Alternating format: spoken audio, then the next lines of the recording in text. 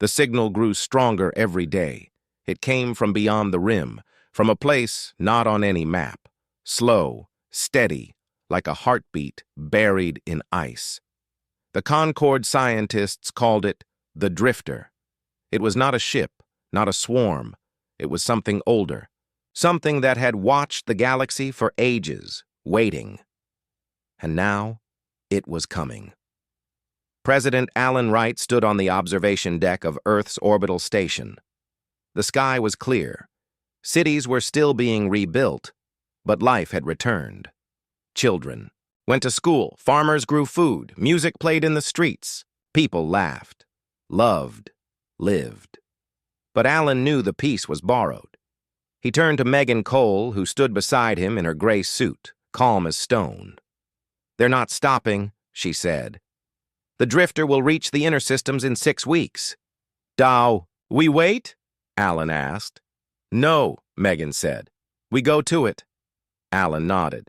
He had expected this. The quiet time was over. The hiding was done. That night, the order went out. Not through normal channels, not with loud proclamations. Just a single pulse, sent across all hidden human networks. Storm eternal. Deep in the void, the fleet woke. From asteroid graves, warships rose. From under the ice of dead moons, engines turned on. From the core of Mars, a launch sequence began. And from the deepest trench on Earth, a tower rose. Black, silent, humming with power. The last song led the way. Not alone. With it came the Iron Psalm, the silent storm, the end of winter, the rising dark, the never broken. Hundreds of ships, all black, all silent, all built for one thing. War. Daniel Reeves stood on the bridge of the last song, looking at the stars ahead. His hands were steady. His mind was clear. Lily had asked him not to go. She had hugged him tight and said, "Please come back." He had promised. But he also knew. Some promises were bigger than one man. Megan walked beside him. "We don't know what it is," she said.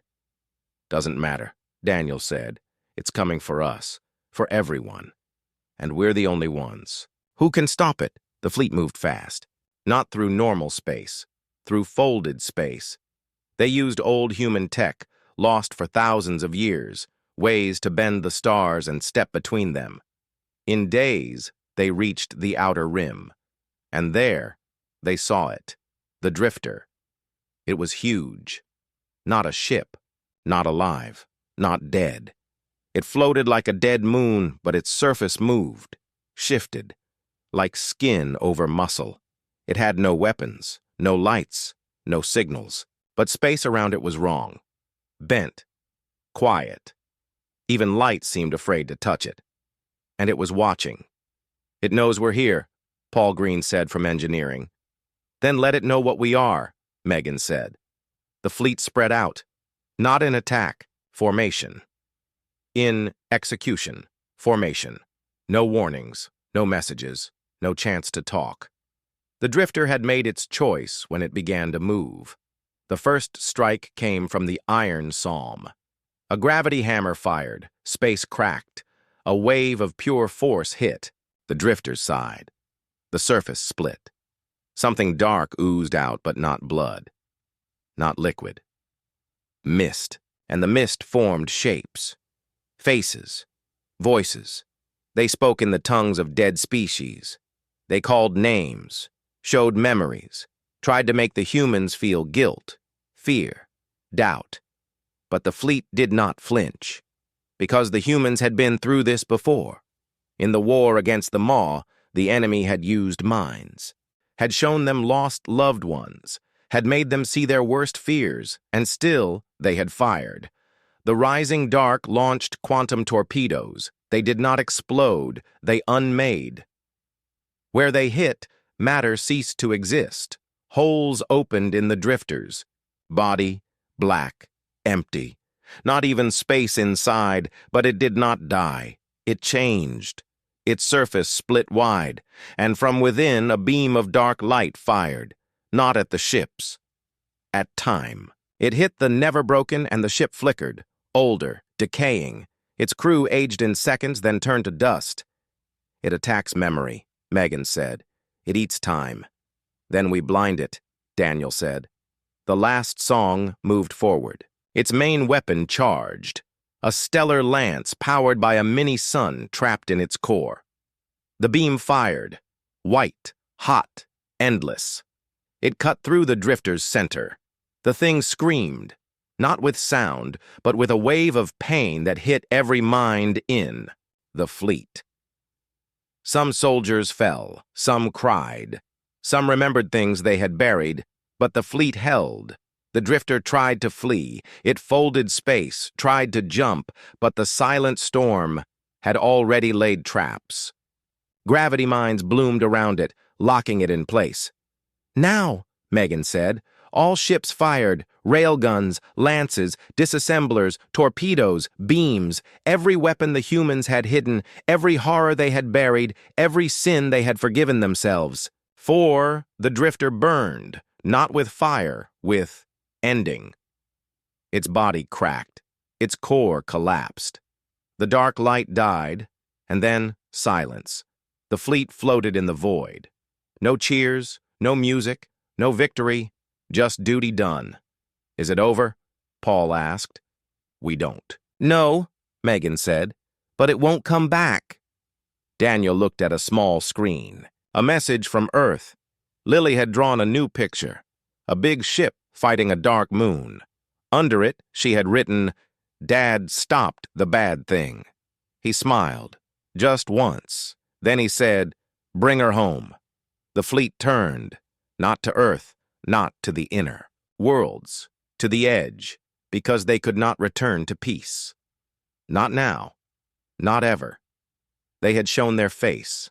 They had used their power, and the galaxy would never forget. Back on Earth, Alan Wright stood in the garden. The flowers were in bloom. Children ran through the paths. Birds sang, but he looked up at the stars. We wanted to be gentle, he whispered, but the universe needs guards. Years passed. The Concord grew stronger.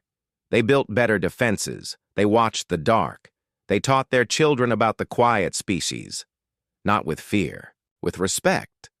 And in the deep void, the human fleet waited. No one saw them. No one called them. But when a strange signal blinked in the outer dark, when a new shadow moved between the stars, the fleet was already there, because humans were not the strongest, not the fastest, not the loudest, but they were the last, the ones who remembered war, the ones who chose peace, and the ones who, when all else failed, would rise from silence, not with hate, not with pride, but with calm eyes and weapons. Older than stars and the galaxy learned, at last, the truth. Peace does not come from kindness, it comes from power, and the ones who hold that power and still choose not to use it are the most dangerous of all. And so the war gods remain, not on thrones, not in legends, in the dark, watching, waiting, silent, for as long as the stars need them. After the attack on Earth, the silence was louder than the war. Cities were broken. Smoke rose from the ruins. People walked through the streets with tired eyes, carrying what they could. But no one screamed. No one cried out in hate. They just worked, cleaned, rebuilt. It was as if they had known this would happen, as if they had lived through it before. On the moon, the scar from the beam weapon still glowed faintly. The ground was melted in a long line, like a wound. Where the Vraxian core had landed, there was nothing left. Not dust, not ash, just a hole in the world. The Concord sent ships, doctors, food. They wanted to help. They also wanted answers. But the humans did not speak. Daniel Reeves stood on the edge of New York's ruins, watching a team of workers clear a collapsed building. Among them was his daughter, Lily. She was covered in dust, handing water to the others. She saw him and waved. He smiled, but his heart was heavy. She didn't know what he had done, what they all had done. That night, a meeting was held deep under the Pacific. Not on a ship, not in space, in a room carved from rock, older than any nation on Earth. President Alan Wright sat at the head of a long table. Around him were men and women in gray suits. No names, no ranks, just roles. Megan. Cole was there. Paul Green. Daniel Reeves. Others from hidden bases, silent ships, forgotten wars. They know now, Alan said. The Concorde. They've seen the data. They've seen the fleet. They know we didn't just help. We ended the swarm. So what do they want? Megan asked. Talks, Alan said. They want to meet, to understand, to make rules about us. A quiet man at the end of the table spoke. His voice was rough. Rules? After what they let happen, they ignored the signs. They didn't protect the outer worlds. They waited until Earth burned to act. They're afraid, Paul said, and they should be. Alan looked at the screen. Images flashed. Reports from across the galaxy. More silent planets. Strange signals. Something moving beyond the rim. Not Vraxian. Older, slower, but worse. This isn't over, he said. The swarm was a scout. A test. Someone sent it to see if the galaxy was weak. And now they know it is, Megan said. No, Alan said. Now they know we are here. The next day, a Concorde ship arrived. Not a warship. A white vessel with no weapons, carrying diplomats, scientists, and one old alien named Zelnar, the same one who had come to New Haven months ago. He stepped out in silence. No guards, no weapons. Just his staff and his blue skin, now lined with age. Daniel met him at the landing pad. You lied to me, Zelnar said. No, Daniel said. I didn't tell you the truth. There's a difference. You have. Weapons that erase stars, Zelnar said. Fleets that move like ghosts. You fought a war we never knew about. You are not peaceful. You are dangerous. Yes, Daniel said, and that's why we stayed quiet. You could have helped sooner. And then what? Daniel asked. Would you have trusted us, or would you have tried to take our weapons? To control us? To use us as tools?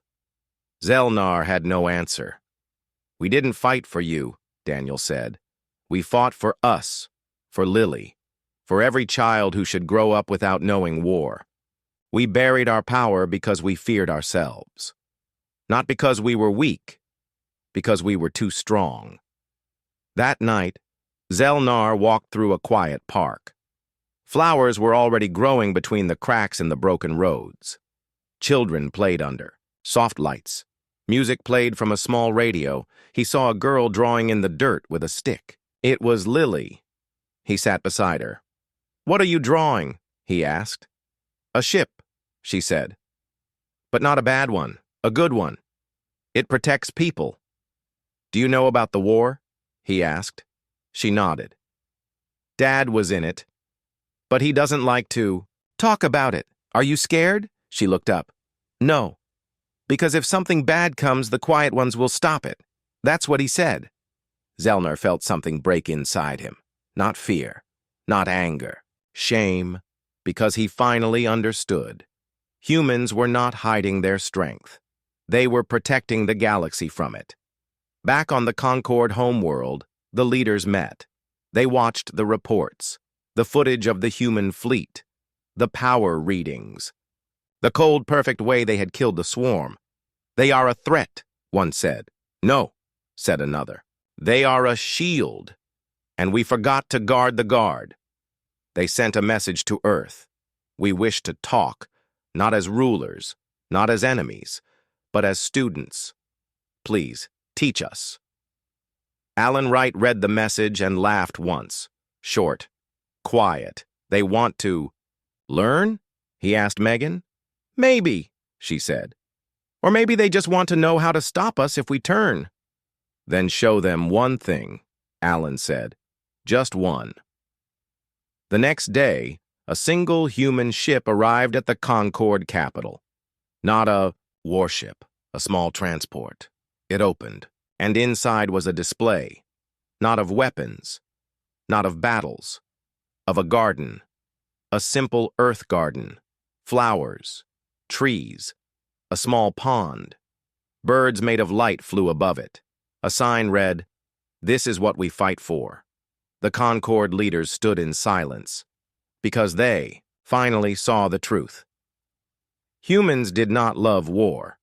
They loved peace so much they were willing to become monsters to keep it. But the peace did not last. Weeks later, a signal came from the edge of the galaxy, not Vraxian, not human. It was older, colder. It pulsed like a slow heart, and it was moving toward Earth. Megan stood on the bridge of the last song, now fully awake, its engines humming like a sleeping dragon. "They're back," Paul said. "Not the swarm," Megan said. "Something worse." Daniel looked at a photo of Lily tucked in his pocket. "Then we wake the others," he said. "All of them. Because the war gods were not done. They had slept. They had hidden. They had let the galaxy believe in peace. But now, the dark was coming, and only the monsters could stop it. The fleet would rise again, not for glory, not for rule, but because someone had to. And this time, they would not wait. This time, they would go to the enemy and show them what happens when you wake the quiet ones. The silence after the battle at Keswick 9 was heavy, not just in space, but across the whole Concord. No one could explain what had happened. One moment, the Vraxian swarm was winning. The next, it was gone. No wreckage, no signals, no signs of war. Just empty space and a dead planet. The Concord scientists ran test after test. They checked for weapons they didn't know, for natural events, for illusions. They found nothing. Then, one young analyst from the Veltari species noticed a small detail. In the last scan before the swarm vanished, there was a tiny energy spike. Not from the Vraxians, from behind them, and it matched a power signature. Old, buried, but on record, human origin. The Concord leaders were shocked. Humans? The peaceful ones? The ones who grew flowers on asteroids and sang lullabies to sick aliens? They sent a team, fast, not diplomats. This time, investigators, led by a sharp-eyed woman named Rena Voss, a former war reporter who had seen 10 battles and lived to write about them. She arrived at New Haven with a small crew and a simple mission: find out what really happened. She met Daniel Reeves again. He greeted her with tea and a smile. "We told you," he said. "We sent word." "Yes," Rena said. "But what kind of word? A message? A warning? Or something else?" Daniel stirred his tea. "We helped. That's all you need to know. Your help wiped out a fleet that crushed 3 Concord armadas," she said. "That's not help. That's war." Daniel looked out the window. "We don't want war. But we won't let the galaxy burn either." Rena wasn't satisfied. She asked to see the docks, the power systems, the defense logs. Daniel said no, politely but firmly. "We don't have weapons," he said. "We don't need them." That night, Rena broke the rules. She used a small drone hidden in her bag to scan the area near the old storage tunnels. The drone slipped into a vent, went deep underground, and sent back images. What she saw made her blood run cold. A huge room carved into rock, walls lined with black panels. In the center, a long table with maps of the galaxy. But not current maps, old ones, with names no one used anymore, and symbols, sharp, angular, like blades. And on the wall, a single phrase in human letters: "Remember the Maw." She dug deeper. She found old human files buried under layers of code, stories, not myths. Records. about a time long ago when something came from outside the galaxy, something that ate stars, that turned planets into food, that killed millions in seconds, and humanity fought it, not with small ships, not with kindness. They fought with fire, with madness, with weapons that broke the laws of physics. They won, and then they stopped. They buried their war machines, erased their battle plans, taught their children to forget, because they were afraid of what they could do. Rena sat in her room, heart pounding. She looked at the stars and whispered, "You weren't just part of the galaxy, you were its last defense." Meanwhile, far from New Haven, the Vraxian hive was not gone. It was learning. Deep in the void, the core of the swarm floated in silence. Damaged, yes, but alive. It had felt the human attack, studied it, analyzed the speed, the power, the cold precision. It had not known fear before, now it did, and fear made it evolve. It began to change. Its ships grew harder, faster, smarter. It learned to hide its energy, to mimic other signals, to strike without warning, and it sent a new message, not to its own kind, but into the dark. A call. Something answered. Back on Earth, President Alan Wright stood in a quiet room under the Pacific Ocean. The walls were thick steel. The air was cold. In front of him was a screen showing the latest reports, strange energy waves, missing scouts, a planet that had gone dark overnight. His aide, a young man named Jake, stood beside him.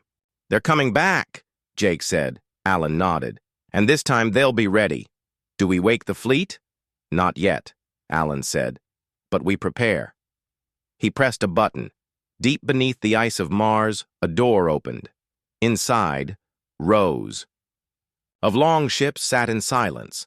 Their hulls were cracked in places, covered in dust, but their engines hummed when tested. Their weapons charged slowly, like sleeping beasts. On Titan, a signal reached a dome buried in methane.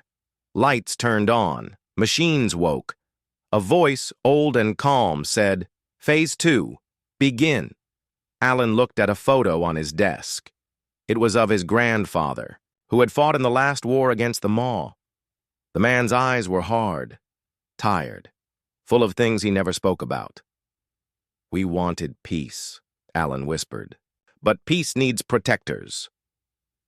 3 weeks later, the Vraxian swarm returned. This time, they did not attack a weak world. They came for Earth. They struck fast. Asteroids, pulled from the outer belt, crashed into cities. Fire rained from the sky. Power grids died. Millions ran. The Concorde sent help, but their ships were too slow, too bright, too easy to find. Then the swarm came down. Ships like black leeches landed in deserts, forests, oceans. They opened.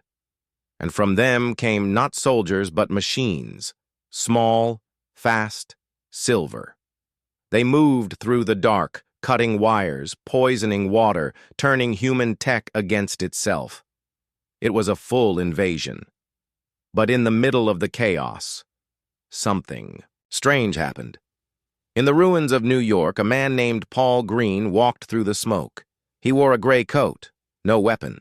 He reached a broken subway tunnel, opened a hidden door, and went down. 20 minutes later, the ground shook. Not from bombs, from engines. One by one, huge shapes rose from under cities, under oceans, under mountains. Ships, tanks, towers, all black, all silent, all awake. On the moon, a crater opened, and from it, a ship rose, bigger than any city. Its name was etched in old letters on the side, The Last Song. Megan Cole stood on its bridge, looking at Earth. "All units," she said. "This is not defense." She paused. "This is punishment." The fleet moved, not in waves, not in groups. As one. They did not fire at the Vraxian ships. They fired at the idea of them. Gravity hammers on human warships twisted space, crushing Vraxian formations into nothing. Quantum torpedoes didn't explode. They erased matter, leaving empty holes in the air. And from the last song, a beam of pure starfire cut across the sky, hitting the main Vraxian core on the moon. The core tried to run. It split into three. It sent out false signals. The beam followed and burned it to ash. The swarm fell apart, not in retreat, in panic. But the human fleet did not stop. They hunted. They found every hidden ship, every buried machine, every last piece of the swarm, and they destroyed it. Not for the Concord, not for praise, for Earth, for Lily, who had hidden in a basement, drawing stars on the wall, for Daniel, who had once hoped she would never know war, for every human who had lived in peace, not knowing how hard it had been won. When it was over, the sky cleared. The fleet did not celebrate. They did not speak. They turned, one by one, and vanished into the dark. Back on Earth, Alan Wright stood on a hill, watching the stars. "They'll come again," Jake said. "Yes," Alan said, "and we'll be ready, because the truth was out now. Humans were not just another species. They were the shield, the last line, the silent gods who had once killed a monster from beyond the stars, and if another came, they would rise, not for glory, not for rule, but because someone had to." The Vraxian swarm moved like a shadow across the stars. They had no names, no leaders, no voices. They were one mind, spread across millions of living ships, growing stronger with every world they consumed. Keswick 9 had been their last feast. Now they drifted toward the heart of the Concord, a slow, unstoppable tide. The alien fleets tried to stop them. They fired energy beams, launched drones, dropped gravity bombs. But the swarm twisted and flowed, absorbing the attacks, repairing itself in seconds. Their command core pulsed with cold hunger. They did not hate. They did not feel. They only took. And the Concord was losing. On New Haven, Daniel Reeves stood on the observation deck again. The stars looked the same, quiet, distant, but he knew now something was moving in the dark, not just the Vraxian swarm, something else, something older. 3 days after the Concord's plea, a signal came in. Short, silent, just a pulse from deep space. Daniel felt it in his bones. It was a reply. Not from the Concord, not from any human colony. It was from the fleet, the one no one talked about. That night, the sky above New Haven flickered, not with stars, but with a sudden warp in space, like a ripple in water. Then, one by one, shapes emerged, huge, dark, silent. They were ships, but not like any ships the galaxy had ever seen. They were long, jagged, built like blades. Their hulls were black, not painted, but grown that way, coated in a material that swallowed light. No windows, no markings, no lights. They just hung, in space, still, waiting. On the bridge of the lead ship, the Iron Psalm. Captain Megan Cole stood in silence. She was tall, with short brown hair and sharp eyes. She wore a simple gray suit, no rank, no badge. Behind her, Paul Green, the chief engineer, checked the systems. "All weapons online," he said. "Reactors at 94%, stealth field active." Megan nodded. "Send the signal. All units, execute Storm 1. No one saw the fleet move. There were no flashes, no loud engines. They just were. One moment gone, the next, already in position around Keswick 9. The Vraxian swarm did not notice them at first. They were busy breaking down the planet, turning rock and water into fuel, flesh into biomass. Their ships swarmed. Like insects, feeding, growing, then the sky split. A single railgun round, the size of a building, fired from the Iron Psalm, It moved so fast it didn't make a sound until it hit. It punched through 3 Vraxian command ships, tore through their cores, and kept going, vanishing into deep space. Where it passed, the air itself burned. The swarm reacted. They turned, shifted, formed a wall of living metal. Then the second shot came, and the third. And the fourth, railguns on 6 human ships fired in perfect rhythm. Each round carried the force of a small star. They didn't explode. They pierced, tearing through the swarm like knives through paper. Ships that had survived plasma storms and black hole bursts were ripped apart in seconds. Then came the lances, long beams of blue-white energy fired from the underbelly of the human ships. They didn't burn. They cut, slicing through Vraxian formations, severing. Command links, melting core nodes. One beam alone split a hive ship in half, and the 2 pieces drifted apart, still twitching. But the worst was the boarding. Small pods, shaped like spikes, launched from the human fleet. They flew silently, dodged every defense, and latched onto the largest Vraxian ships. Then they opened. Inside were not soldiers, not humans at all. They were machines. Small, fast, silver. They moved like ants, pouring into the cracks, the vents, the weak points. They didn't fight. They dissolved. Nano-disassemblers, tiny tools that broke matter down to the atomic level. They ate through metal, flesh, circuitry. Within minutes, a Vraxian command ship the size of a city was reduced to a cloud of dust. The swarm tried to flee. They sent signals. They formed a shield. They even tried to mimic the human ships, copying their shape, their speed, but it was too late. The human fleet didn't chase. They didn't shout. They didn't celebrate. They just finished. In 12 hours, the Vraxian force at Keswick 9 was gone, not defeated, not scattered, erased. No survivors, no wreckage, just silence. Then, as quietly as they came, the human ships turned. Space warped again, and they vanished.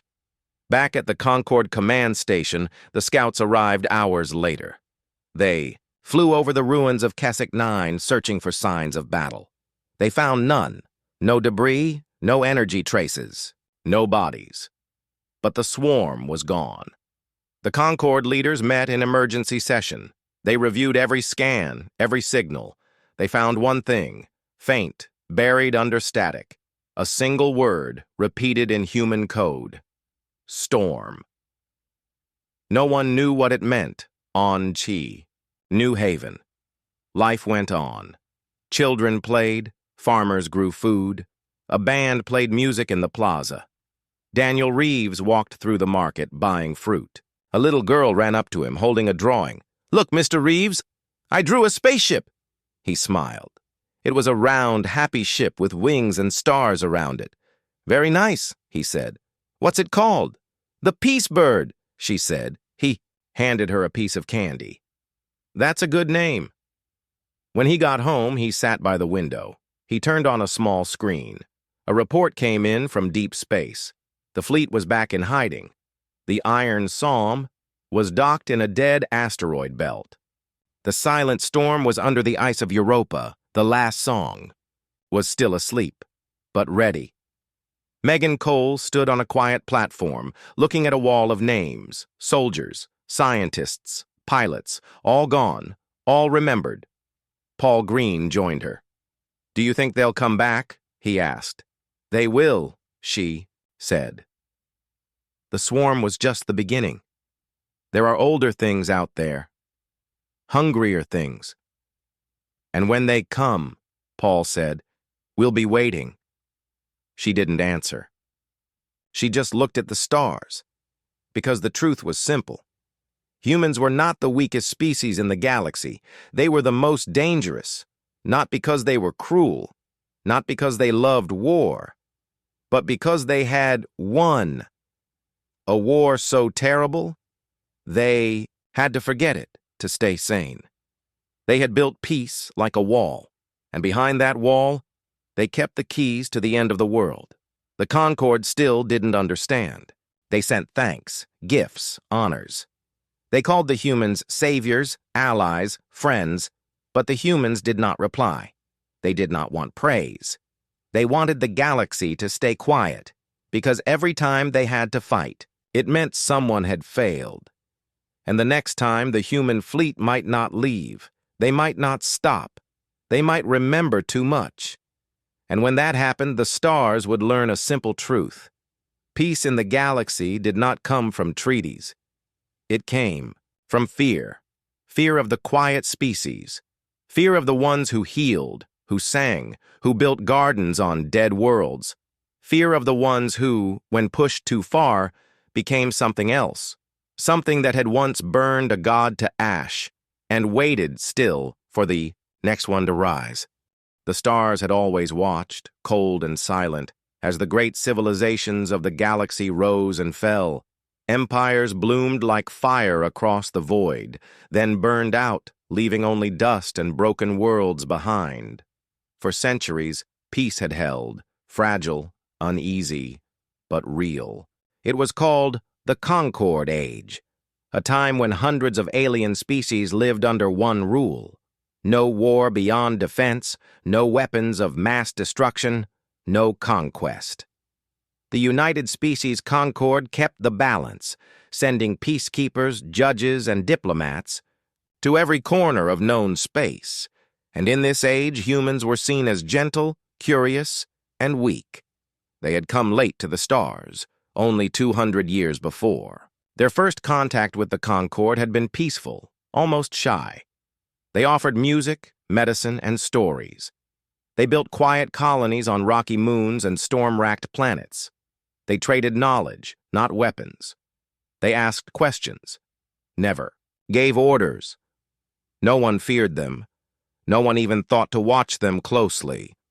On the edge of the galaxy, far from the bright centers of alien cities, human ships moved slowly between their worlds. Small, round, and white, they looked like floating seeds. Their communication signals were soft, filled with poetry, science updates, and messages of friendship. They had no warships, no armies, no weapons in space. When asked, humans said they had given up war long ago. They had learned from their past, they said. Earth had been violent once. Now, they chose peace, but far away, beyond the outer rim. Something was coming. It began with silence. First, the relay station near Zentra 7 went quiet. No distress call, no explosion. Just gone.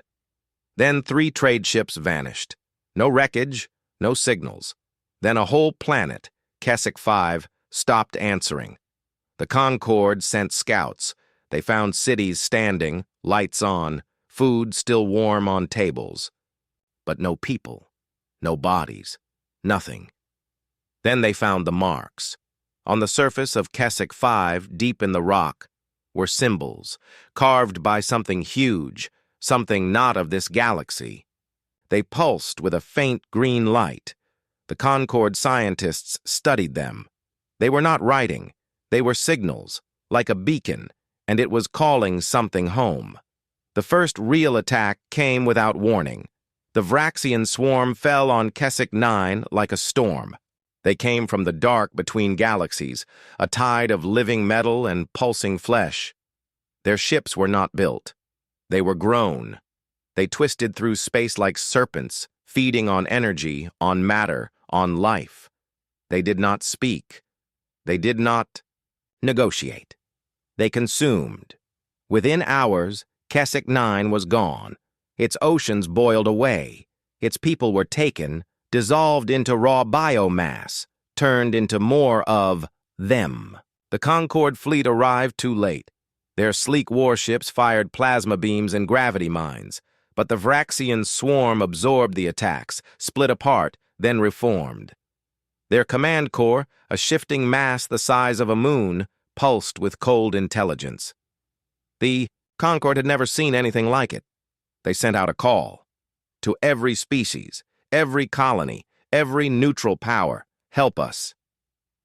One of those messages reached a quiet human outpost called New Haven, a cluster of domes and towers floating above a calm, blue planet.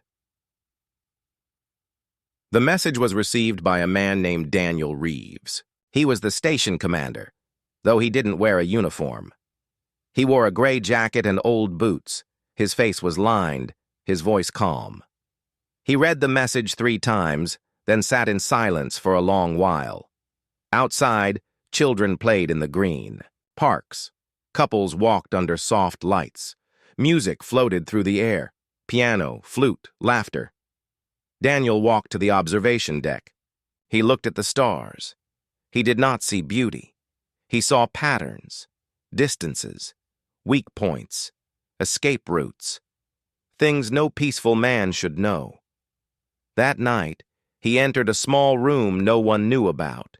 It was hidden behind a storage closet.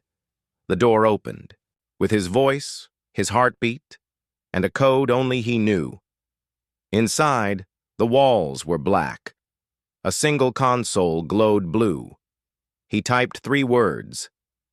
They are here. The signal went out, not through normal channels, but through quantum bursts sent from hidden relays buried in asteroids under ice, deep in the crust of dead worlds. The message reached a dozen human worlds. On Mars, a vault under the northern ice cracked open. On Titan, a dome sank into the methane lakes. On Earth, beneath the Pacific Ocean, a machine that had not run in 5,000 years gave a single pulse. Daniel returned to his quarters. He sat by the window. He thought of his daughter, Lily, who lived on Earth. She was 8. She liked to draw stars and cats and flowers. She had never seen a war. He wanted to keep it that way. But he knew now. Some things could not be hidden. Forever, 3 days later, a Concord diplomat arrived. His name was Zelnar. He had blue skin, 3 eyes, and a voice like wind through pipes. He stepped off the shuttle in a long robe, carrying a peace staff. He was greeted with smiles and tea. At the meeting hall, Zelnar spoke with the Human Council.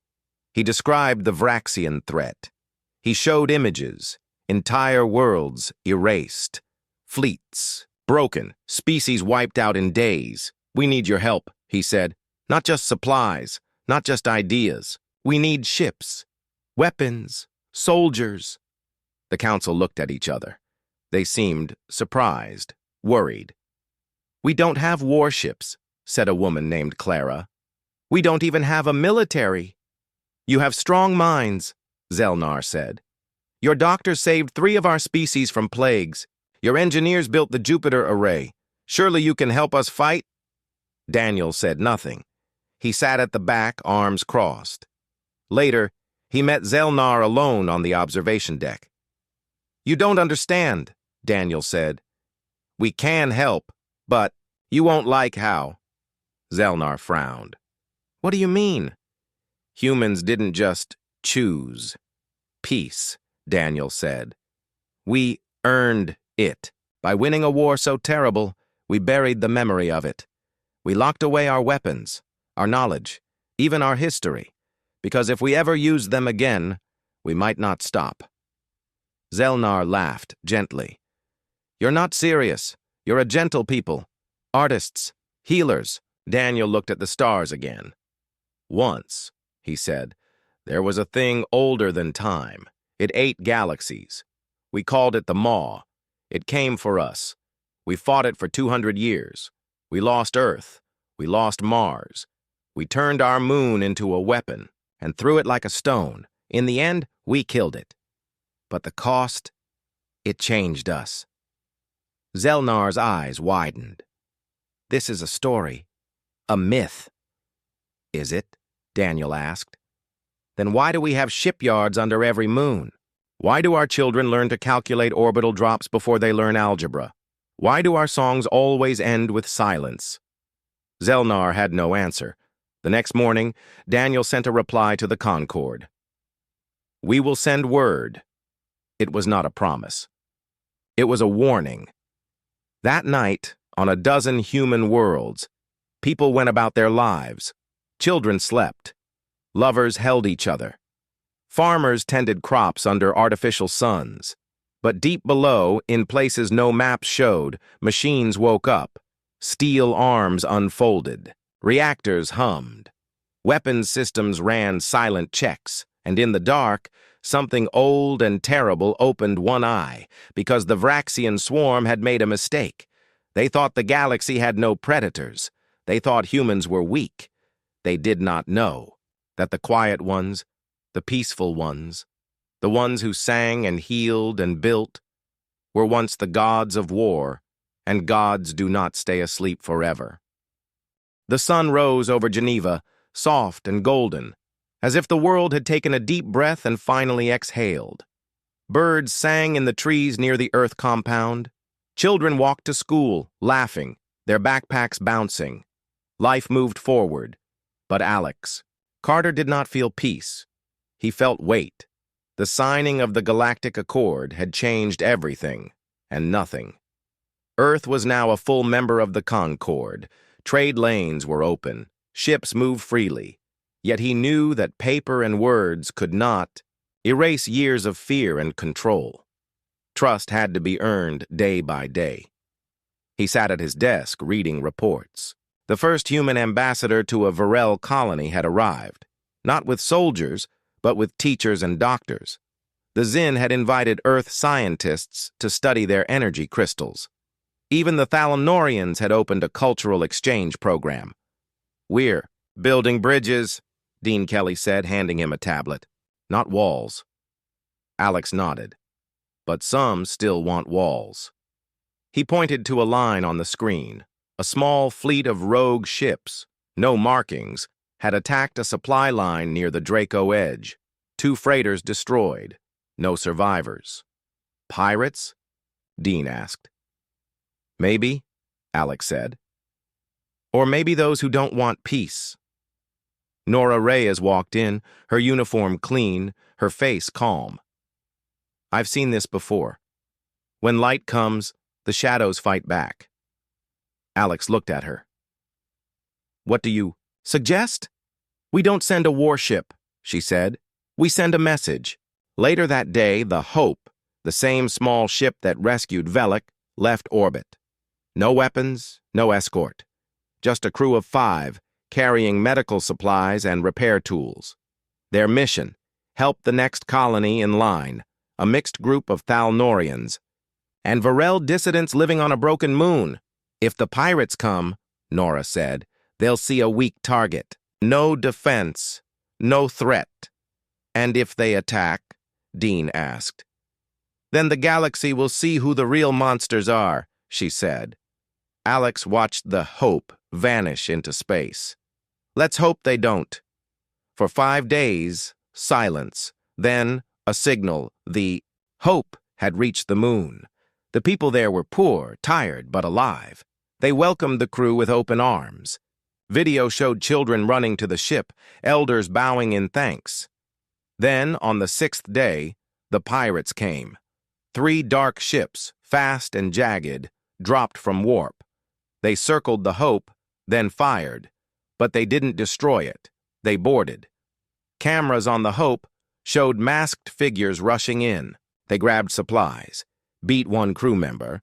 Then, before leaving, they planted a device on the hull, a fake human beacon set to broadcast a false signal. Nora saw it all from the Vanguard, which had been watching from a safe distance, out of sight. "They're framing us," she said. "They want it to look like Earth attacked a neutral colony." Alex got the report fast. "Send the truth." Within minutes, the full video was sent to every network in the Concord. No edits, no lies. Just what happened. The response was fast. The Thalnorian ambassador demanded an investigation. The Zin elder pulsed red, anger. Even Track, the Varel envoy, stood in the council and said, "This is not human work. This is the work of those who fear peace." The pirates fled, but they left behind something worse than damage: their mistake. They showed the galaxy who they really were, and they made Earth look like a victim, not a threat. Alex didn't celebrate. "They'll try again, different way, different lie." Then we stay one step ahead, Nora said. And they did. In the weeks that followed, Earth launched no new warships. Instead, it built watch stations, small outposts near trade lanes filled with sensors, medics, and peacekeepers. Any ship in trouble could call them.